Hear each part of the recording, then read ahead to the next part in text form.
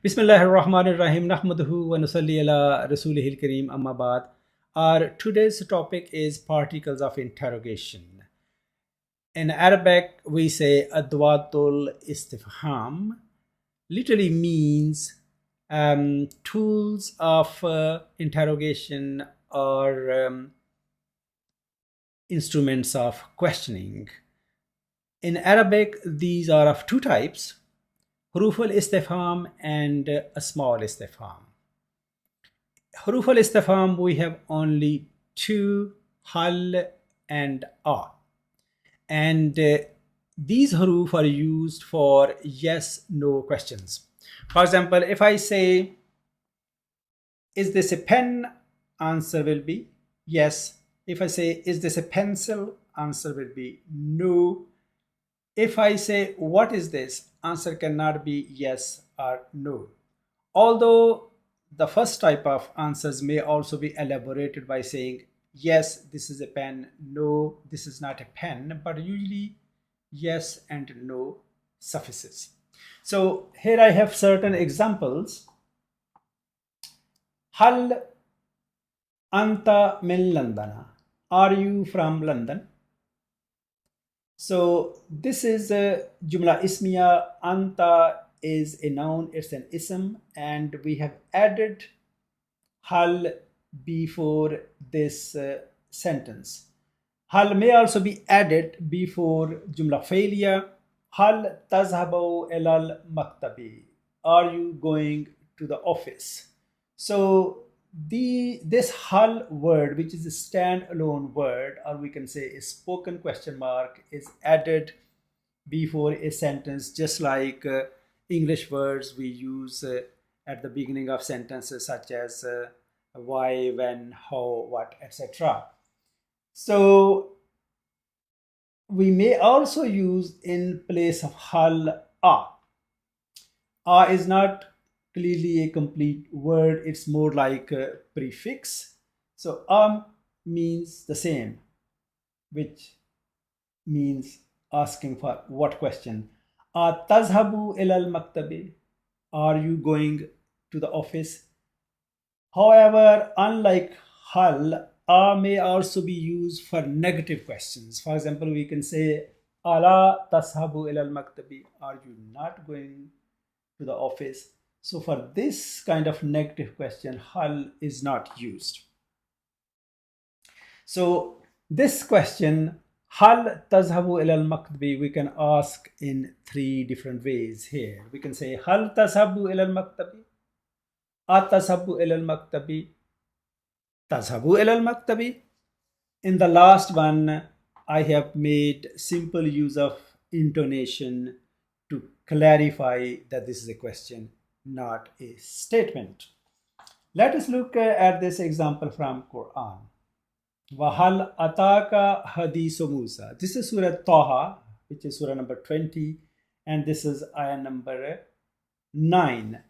Wahal ataka hadisu Musa. Has the story of Moses come to you or reached you? Izra'a naran fakala li ahlihim kusu inni anastu naran allati atikum minha bikabasin o ajidu alannari hudan. I have seen this fire. I may bring a burning coal from there for you, or I may get some kind of guidance from there. So here ataka is verb and hal has been used before this verb. So hal ataka hadith Musa. Has the story of Moses come to you, reach you, or do you know the story of Moses? Have you heard about the story of Moses?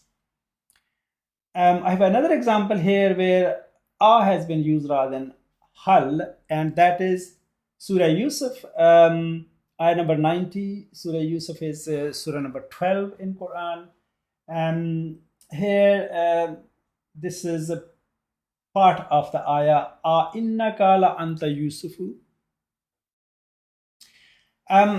Just to, because this is a little bit ayahs are usually complex, and it's high quality language, and high quality language tends to be high quality language, eloquent language. So if we dissect this ayah, we can see that the basic sentence, which is simple sentence here, is Anta Yusufu, you are Yusuf. And we can make it, put emphasis in it and add inna. So that will become innaka Yusufu. Surely you are Yusuf. And if we want to further emphasize this, we can actually add here innaka anta Yusufu rather than saying innaka la Yusufu. Here it has been used innaka anta Yusufu. To understand this, let's go back to our boy. We said al waladu hasanun, the boy is good. When we emphasize this, we said innal walada hasanun, the boy is really good.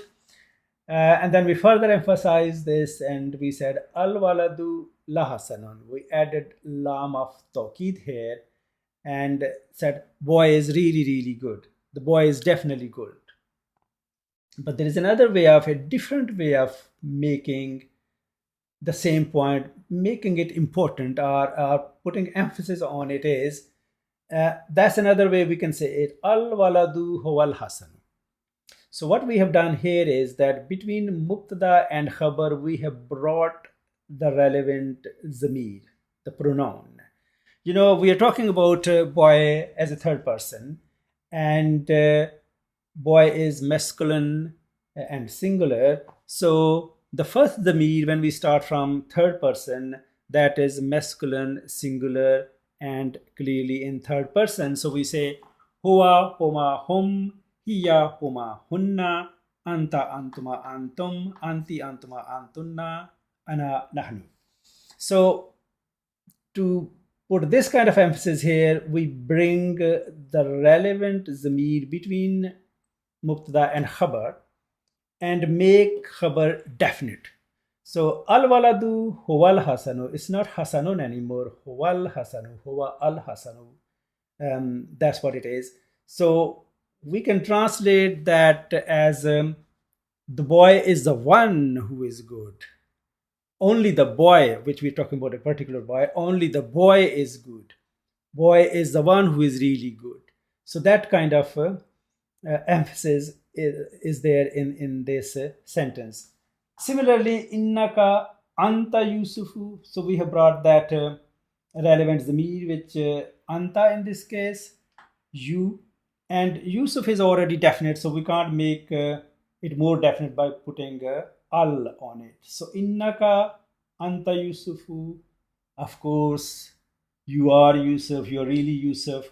And then by putting further emphasis on it, we can add lam of tawkid here and say innaka la anta Yusufu.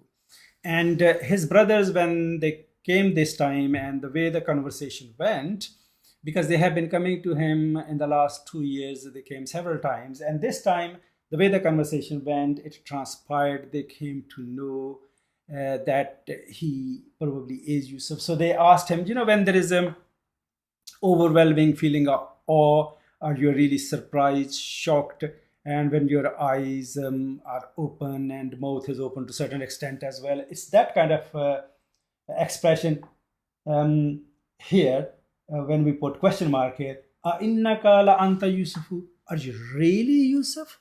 And Yusuf replied, Kala, in Quran says, Kala ana Yusufu wa haza akhi. Yes, I am Yusuf. I am Yusuf, ana Yusufu, and haza akhi. And this is my brother.